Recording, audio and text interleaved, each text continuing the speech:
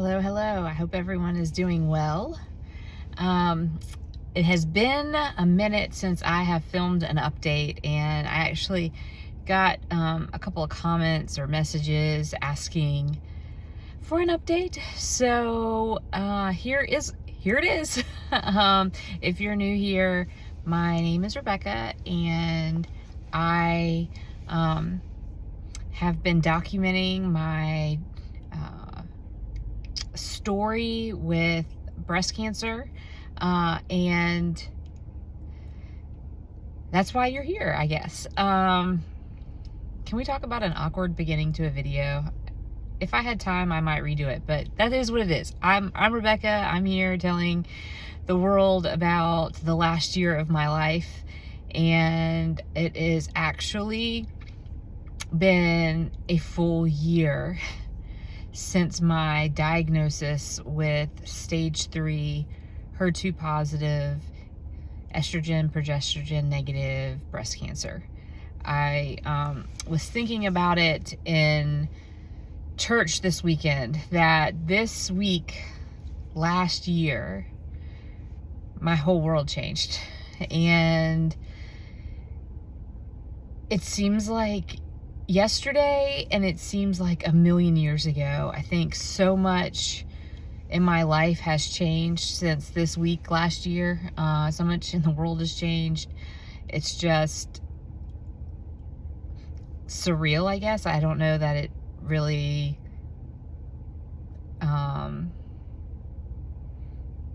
like hits me, if that makes sense. Yes. So last year, this week, I was told that I had stage 0 DCIS breast cancer, which is like a pre-invasive breast cancer diagnosis. I'm not going to go through all of what happened back then on this video. I may do that in a future video, kind of recap all of it. I have videos on my channel that in real time about my diagnosis, but I was originally diagnosed with stage 3 or stage 0 DCIS, and afterwards, after we did more testing, it ended up being a stage 3 diagnosis, HER2 positive, spread into the lymph node in my right side. Since then, I have had 6 rounds of TCHP chemotherapy, and I had 25 rounds of radiation, and I am currently still undergoing immunotherapy. I have 4, they're telling me 4 more immunotherapy treatments. So I believe that I will be done with immunotherapy March 26th, as long as nothing changes. So that is where I am. I believe my last video may have been the last day of my radiation, and that was a pretty emotional day for me, because I think every chapter, every stage of this whole process that I complete is just like one more brick being taken off of my chest, because it has been so stressful, and everything that, you know, every delay, every crazy situation has happened, and that is part of the challenge. So like I said, I have 4 more immunotherapy. I'm on the Herceptin and Perjeta regimen now, which is the HP of the TCHP regimen that I started back in February of last year. So, and I've also had surgery, multiple surgeries, multiple videos about those. I will have to have surgery again, and that will probably come after the summer. Right now, I am just finally getting back to the point, the stage of my life that I feel like things are starting to be a little bit more normal. And so I'll tell you about that. First thing that you may notice on this video, if you've been watching my video, is that I have on hair. And it's been a minute since I have worn a wig on a video, or that I have consistently worn wigs. I stopped wearing them in the summer because it was 1,000,000 degrees outside. I was towards the end of my chemotherapy. I was miserable. It was hot and uncomfortable, and I wasn't going into the office every day. I had taken FMLA for several months, and then I had the ability to work remote. And so I just didn't wear a wig because it was uncomfortable and I don't love them. But a couple of things have changed since then. One of the things that has changed is it is freezing cold outside. So wigs are actually warmer for me now. They're more comfortable because it's so cold outside. And I am also in that awkward stage of hair growth where it kind of froze. I don't have the cute chemo curls. I don't know if it'll grow into that, but my hair is dark and gray now, and this was the color of my hair before chemo.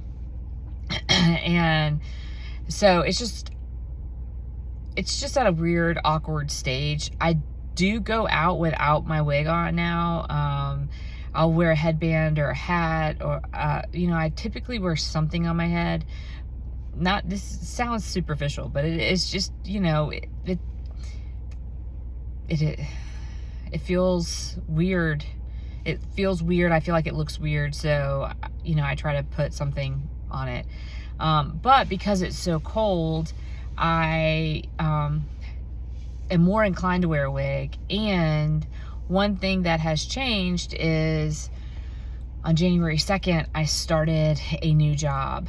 And that was a big leap of faith for me because my previous position, they were so supportive of me when I was diagnosed and through through the whole year of treatment. And they were supportive of the fact that at the time I was an elected official and served on a school board. I decided not to run for re-election for obvious reasons, cancer and craziness. And so, I had good benefits, all of those things. But a situation came up where I was offered another position somewhere else that was better for my family with the same benefits, and it's a policy job that I was very excited to accept. A little nervous because of change in the middle of I'm still not done with this whole treatment process. So changing jobs in the middle of that is a little bit daunting. I don't know. I hope I make the right decision. I have faith that the job was presented to me for a reason, and that I'm very excited for it. And I have like a renewed sense of purpose at the right time, if that makes sense to anyone. And it's just been a really good thing. So I've started my position, and I'm trying to remember the lessons that I have learned in the last year, right? On what's important and how to prioritize my time with my career and my family, and taking a minute to breathe. I'm having to, remember and remind myself of that, because my career is important to me, and I start this job, and I have not worked like this in a year. And my first week or two, I have been all in. It's been early mornings and late nights. And I think that part of that is because I want to do a good job, and there's a learning curve, and so it's been a long 2 weeks, and I am very quickly reminding myself, or being reminded that I have to build my stamina back up. I'm very fortunate that my team around me knows that, and my family knows that, and they're all very supportive. But I'm getting back into the game and feeling more like myself, and that is a good thing. And I'm trying to keep that balance. I'm hoping that I do that. I hope that I do. I mean, that's what I'm trying to do. That's what I feel like God is telling me to do. I'm trying to take my time jumping back in, but we'll see how that goes. I mean, I'm trying to hold myself accountable here. That's one of the reasons why I'm sharing that. But yeah, so that has been, because I started a new job and I'm around fresh faces and people that don't necessarily know my story, and I feel uncomfortable wearing my regular hair that looks kind of messy and you don't really know what's going on there. I feel more comfortable wearing a wig. So I've been wearing a wig for the last couple of weeks every single day, and I have not done that really probably since May or June. So I also feel like I recognize myself more in a mirror because it looks like me. I think it'll be years before my hair grows this long. So I'm going to have to ease back into like a shorter hairstyle when it does start growing, where I can style it or get it shaped. I don't even really know what to do with hair. So with hair, like short hair. So if anybody has any tips, throw that out here. But yeah, so that's really my update. I have an infusion next week, along with an echo and an appointment with my oncologist. I may have to reschedule that appointment with my oncologist just because of scheduling stuff. But it's a little weird not going to my cancer center every single week or every single day. I've done that for so long now, for almost a year, and I'm not having to do that as much, and that is good. And my radiation, so like an update on the radiation healing, I still don't have full range of movement in my arms. I'm going to need to figure out how to address that. I've kind of given myself some time for my skin to recover from the radiation. Afterwards, it still was very raw for a couple of weeks. So my last radiation was December 13th, which is a little over a month ago. And for the first couple of weeks, it was still raw. Now, my skin is still, like, it almost looks like it's peeling, if that makes sense. And very dry. I've noticed like my entire body is dry, so that might be the cold air. I'm not really sure. But all in all, the radiation wasn't terrible for me. I was very lucky. I am traveling this weekend on an airplane, and I have expanders. So I've been told that TSA may be flagged, and to print my pre-op note or my post-op note for one of my surgeries to show that I have expanders and a port in. But if anybody is watching this video and has expanders and or a port, let me know like your experiences going through TSA and security checks and things like that, because I just don't really know what to expect. And I've looked online and I haven't really found like anything that says what to expect other than to bring a doctor's note. And my this weird wig hair falling out of place, and my doctor's office, my plastic surgeon's office, just told me to print out a post-op note. So if you watch this and you have any insight into that, please let me know, because I don't want to get there and be told that I can't get on an airplane. I am going away for the weekend for the first time. I'm very excited. I may share about that trip later, and I just don't want anything to hold me back on being able to do that. You never know with the weather. The weather might, snow might, you never know. Hopefully not. But that is my update, short and sweet. And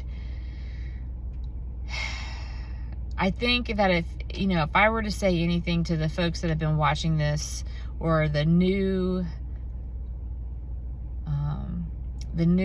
person that has found my video on YouTube because you're doing what I did exactly a year ago and looking for stories about a breast cancer diagnosis or treatment,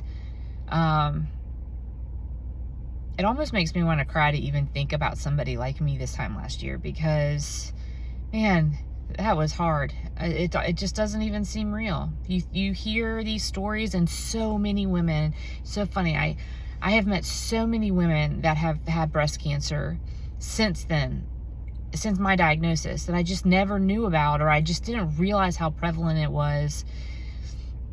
It seems like it always happens to somebody else and it's not going to happen to you, and then it does, and your whole world falls apart. And I really felt like my whole world was like falling apart. Like, was I really going to have to like say goodbye to my children and my husband and my parents, my family? That was like, the fact that that could be a reality was just sobering. And I am very, very fortunate, because even though I was a stage 3 diagnosis, and I still am in the middle of, I'm at the tail end of treatment, actually, hopefully, knock on wood. It is crazy. It's crazy to think that that is like how my life has been, but I'm very fortunate. I got off track a little bit there. I don't know why. I think it is because, this is what I was going to say. I didn't realize how many women had breast cancer or had cancer. I mean, I'm hearing a lot about colon cancer. I feel so fortunate that I'm about to see the other side of it. But I'm also heartbroken because I've seen so many women who have passed away just this year of cancer, and young. I mean, I'm 42, and I have seen really sad days for other moms and daughters and sisters and wives, and I feel like what I am feeling right now is there is a part of like a guilt that, or I don't know how to describe it. But